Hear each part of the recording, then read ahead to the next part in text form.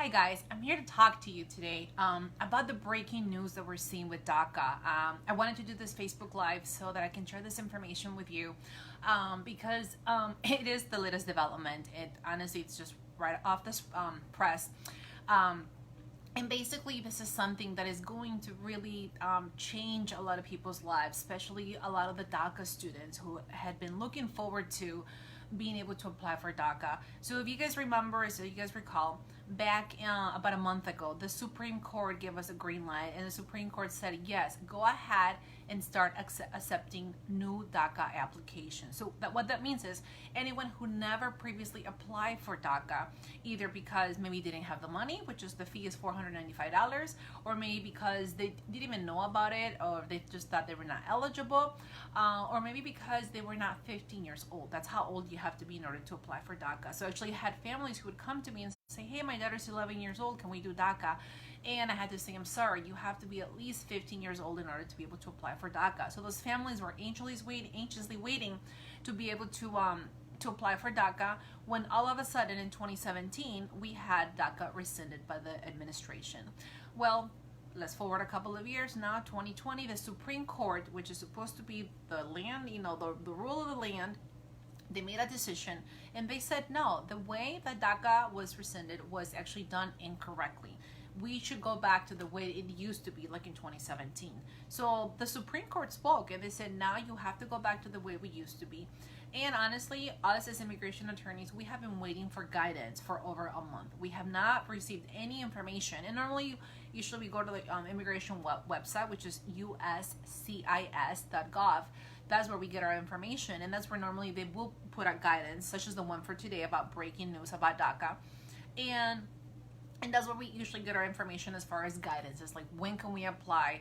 When, are the fees gonna go up? When are they gonna start taking new applications? And honestly, we never got that. This morning, as a matter of fact, I was interviewed by WGN News, and the reporter asked me, she was like, how do you handle this? Like, you as an immigration attorney, how do you deal with all of this?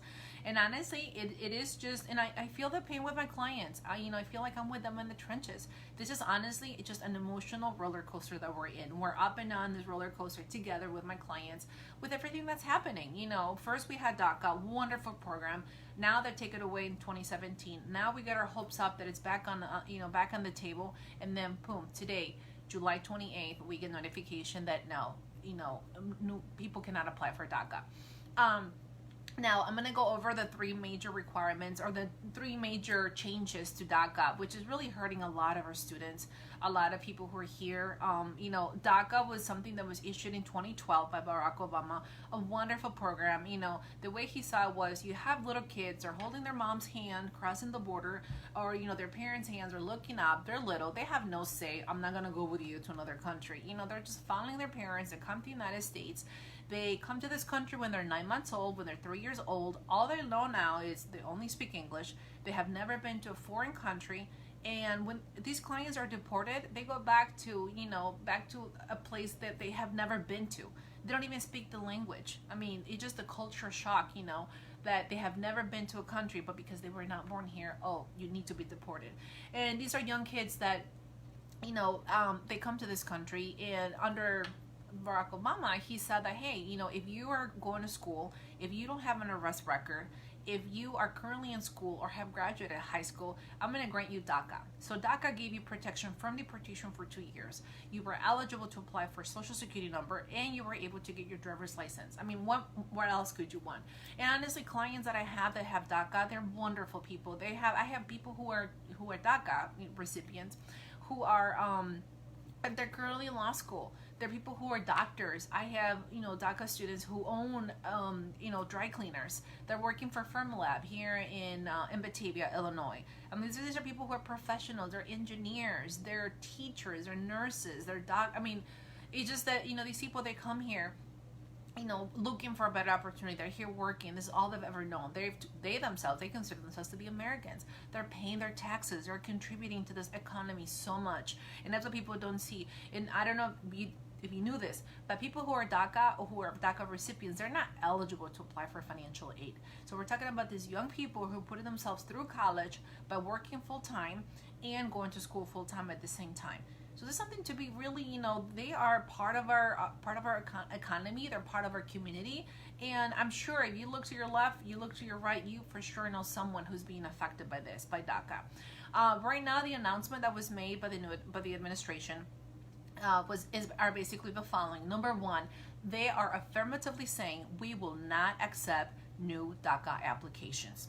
And they even go further by saying if you in fact submitted a DACA before, because we had the Supreme Court say about 30 days ago, yes, go ahead, we should go back to how it used to be 2017, and some attorneys were still submitting applications, brand new, people had never applied, and supposedly they were being placed in a pending bucket before they can make a decision. Well, today we have learned that those people who did submit an application a while back ago, those applications are going to be rejected.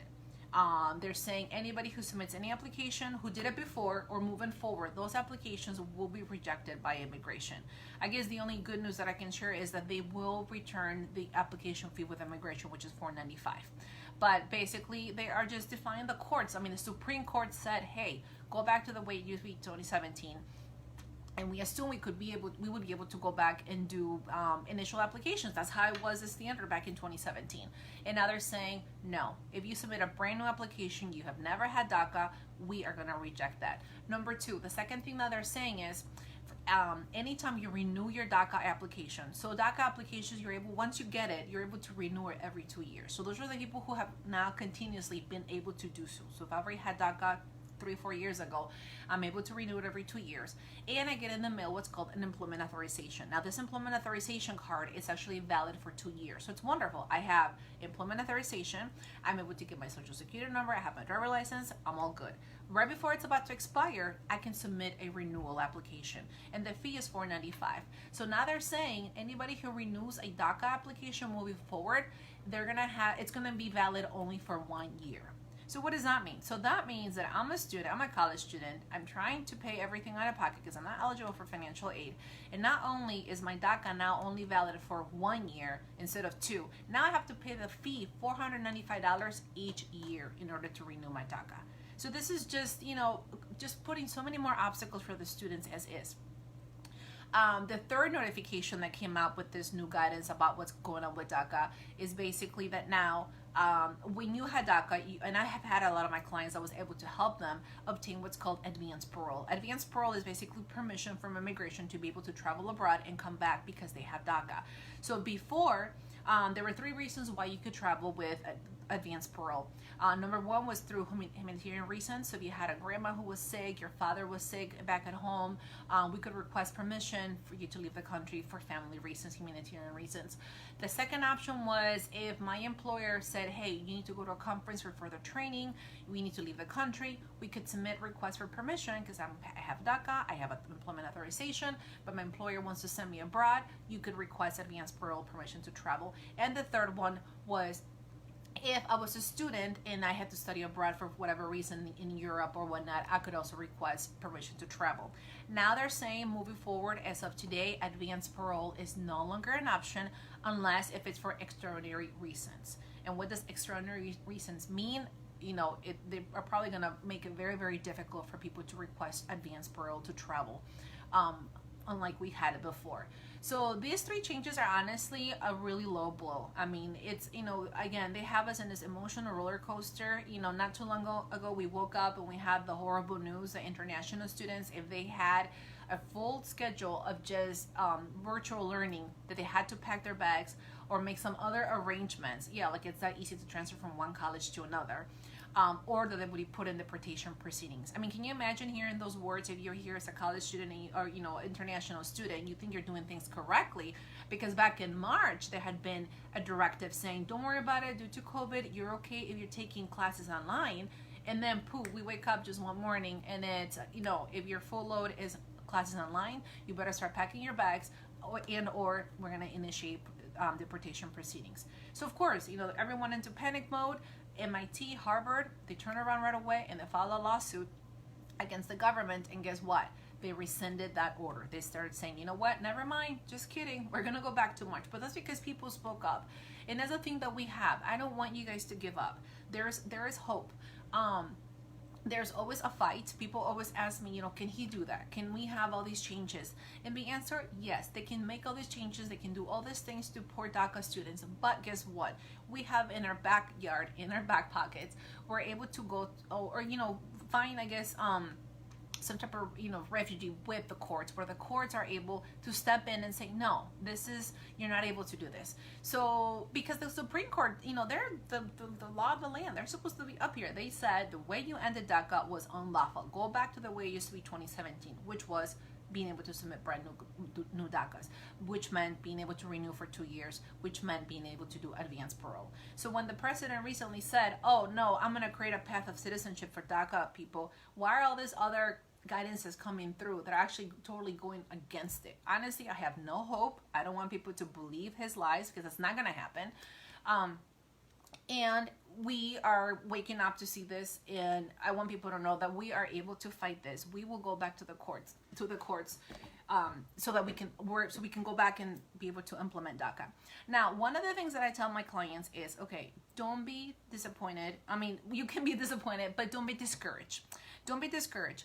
There are options. And one of the things that we're being hopeful as immigration attorneys is that if you submit your application for DACA and it is rejected, so remember, you're not going to lose your money. They're going to give you a refund.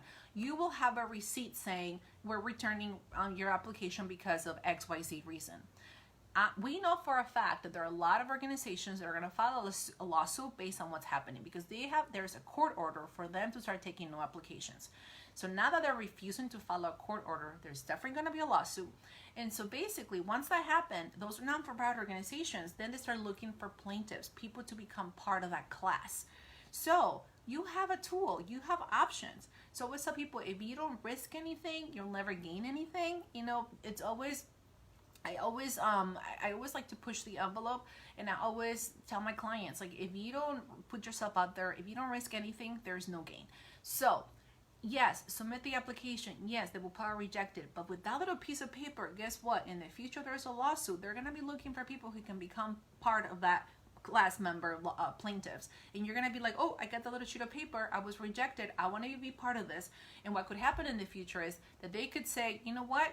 Those people who were illegally rejected, were not supposed to, because they were supposed to follow the Supreme Court orders, you guys are eligible to apply, but only if you actually submit an application and got it rejected. Does that make sense? So I'm just trying to encourage people to don't give up. Don't give up. The worst we can ever do is give up. Please. I have a question here for Kenya Munoz. Are you saying that USCIS can deny for no reason at all? Yes, that's what they're saying. They are going to deny the applications, period. Like, they black and white said it. We will not accept new DACA applications. We will not, and the ones that were previously submitted, they're going to just reject them. So yes, that's what they're saying. Even though the Supreme Court said you have to go back to 2017 like it used to be, you have to start accepting new DACA applications. And yes, Kenya, I'm sorry, but that's exactly what this memo says, that we are going to deny your initial applications if you have never had it. If you've had DACA before, you can continue to renew it, but now the other bad thing is it's going to be valid only for 1 year. So it just means you having to pay your immigration fee again every year for $495. So for some people that know, I always tell my clients, there's this book that I always have in mind, that there is a pelican on the cover of the book, and the pelican has the beak open, and there's a frog sitting in it. So obviously he's about to eat it. But the frog has basically his arms around the pelican, and I love that image. And that's how I feel, honestly, as an immigration attorney. I love what I do. I have a passion for what I do, even with all these, rocks being thrown at us, all these obstacles, because I think, all we can do is just put up a fight and not give up. But I love how the frog is in that pelican's mouth, and yet he's still fighting for his life. He has his hands wrapped around the pelican, and he's still kicking. Like, he's about to, to be gone. But he won't give up, and I love that. That's what I tell my clients. Please don't give up. Please don't give up. Don't be discouraged. You can be disappointed, but don't be discouraged. I say, if you've never applied for DACA, apply for DACA. Now you know that they're going to reject it. Fine. You're going to have a piece of paper saying you've been rejected, and you know for sure they will be filing lawsuits. And then you can be part of a class of members that can participate in the lawsuit. And then they will force them and say, look, those people you rejected incorrectly, now you have to accept them. And that's all we can do. again, the young people that are here, and yes, Kenya, I agree with you. We will not give up. We cannot give up. We can. And even though we're waking up with this news today, and this is why I wanted to do this Facebook Live with you guys to share this information, to see what can I do. Another option that I also want to share is go see an immigration attorney. There are a lot of options. Sometimes I have meetings with my clients or I have consultations, and they'll tell me, well, I saw an attorney 10 years ago. I saw an attorney, 8 years ago. They told me I had no options. You never know. I mean, as you're now coming part of, you're joining me in my journey, you know that immigration changes are constantly happening. So maybe an attorney might have told you before, oh no, you're not eligible for XYZ. Maybe now you are. Maybe you've married a U.S. citizen. Maybe now you have a child who's now 21 years old. That's the age when they can petition you. I have a question here from Lorena. Spread the word, share our page, and follow. Yes. Please share this video. I know it's a sad day. It's a sad day. Share my Facebook, please. You can follow us on Abogada Rocio. You can follow us on Twitter. We also have Abogada Rocio 1. We're also on Instagram. And any questions you have, going forward with this Facebook Live, I will upload this on my website. And any questions you guys have about this program, put them on there. I will be answering them. My phone number is 312-226-4232. My website is www.lawrsb.com. You can always email me directly. You can find me at rocio@lawrsb.com. But yes, don't give up. Now, I have a question from Kenya. What is the form called to request advance parole? So the form, you can find it on USCIS website, is Form I-131, and there is a fee. There's a fee to do advance parole, but just know that as of today, they're saying that they're going to reject it, those advance parole. But again, they will do a lawsuit, that I can guarantee you, and maybe potentially you can be part of that class of members who can file a lawsuit. And I also have to obviously give you a disclosure. Maybe what I'm saying will not play out the way it does, just because the way things are with immigration, they're yes one morning, they're no one afternoon. But this is our hope. This is our hope that this is what's going to happen, and for our DACA students not to give up. So don't give up. Hold on hope. Someone did ask me a question. Basically, what happened if I did submit my renewal, let's say like March and April? Is it going to be renewed for 1 year or 2 years? And that's a great question. And usually the way it works with immigration, anytime they give us a new guideline or new guidance as to how things are going to be handled with immigration, usually it's like moving forward that they're going to be making those changes. So unlike what they said about DACA, even previous DACA applications, we are going to reject them if it's your first time, and moving forward, of course. But usually what they do, like moving forward, so if you submitted your DACA renewal back in April, March, then you should be covered, but don't hold me to it because, again, this is immigration and they could change everything on us. But you should be able to receive your renewal notice for 2 years. But however, anybody who applies from now after July 28th for a DACA renewal, those people you can probably definitely expect that you will probably get your renewal for 1 year. So again, for those of you who are barely joining us, basically, I can summarize everything that's happening right now with the breaking news with DACA is we have received no guidance for the Department of Homeland Security saying that they will not accept any DACA applicants if it's your first time. And if you have already submitted an application, they have previously already warned us that we're going to put everybody in a bucket for review, and now they're telling us we're even going to reject that. The good news is they will give you your money back. So the $495 money order or check that you submitted, you will be getting it back. You will be getting a rejection. Number 2 is that any DACA renewals that you do moving forward, they will not be valid for 2 years, but they're going to be valid only for 1 year. And number 3, basically, people were able to request advance parole to travel out of the country if you had DACA. Now they're saying not anymore. If you submit an application for advance parole, which is done on USCIS form I-131, and there's a $500 fee to submit it, it will be rejected. But my encouraging words for you guys is please do not give up. There's a fight forward. Please, you know that you're with me in this emotional roller coaster of there's a change and we're going up and down. Don't give up. I mean, we might hear something different in 3 weeks from now. There are going to be lawsuits following this.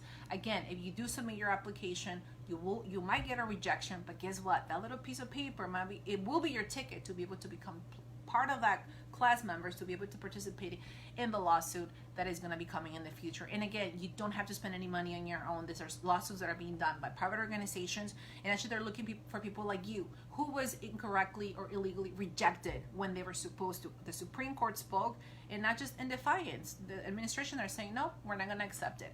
And actually there was a case in Maryland about 2 weeks ago that ordered specifically the court in that district saying you have to start accepting new DACA applications. But now they're turning around, giving us guidance. We're not going to do it. That's honestly defiance of a court order. So I'm sure there are going to be complications. I'm here on Facebook just to share this information, to encourage you to please not be disappointed, to please keep on fighting, submit those applications, don't give up. You get rejected, let's hope for the best, that there is a lawsuit, hope for the best, that you're able to participate, and that they make them, accept your application. And the best thing, honestly, we can all do is encourage all of our friends who are U.S. citizens to please vote for a new administration. We need changes desperately. We need immigration reform. We need to change our laws. Just things are honestly just dwindling down, and people ask me, Rocio, how do you do it as an immigration attorney? And honestly, I just don't give up. I just want to keep on fighting with my clients, but I need my clients to fight with me. I don't want you to give up, because we need to be, we need to fight back. We cannot just sit there and just take it. We need to fight back. So anyways, you guys can reach me. If you have any questions, 312-Abogada, 312-226-4232. You can reach me on my website on www.lawrsb.com. You can also follow me on Facebook, Abogada Rocio or Law RSB. And I just want to say hello before I sign off to you. Hi, Yesenia. And we have also Felix. Rocio, always a pleasure. You're one of the best immigration lawyers out there. Keep doing the great work you do. Thank you, Felix. Thank you for your kind words. And Alyssa, hi, Alyssa. So thank you guys for joining me, and I will be uploading this on my website. So if you guys have any questions, again, I will come back, and if you forgot to ask any questions as more things develop, anything related to DACA, jump back on this video. I promise I will get back to you. Hi, Norma. You're the best. Thank you, Norma. Thank you for joining us. You can go back in there, ask your questions. I promise I'll go back on there. And if there are any other updates about DACA, I will jump on here again and give you guys an additional update. Okay? I'll talk to you guys soon.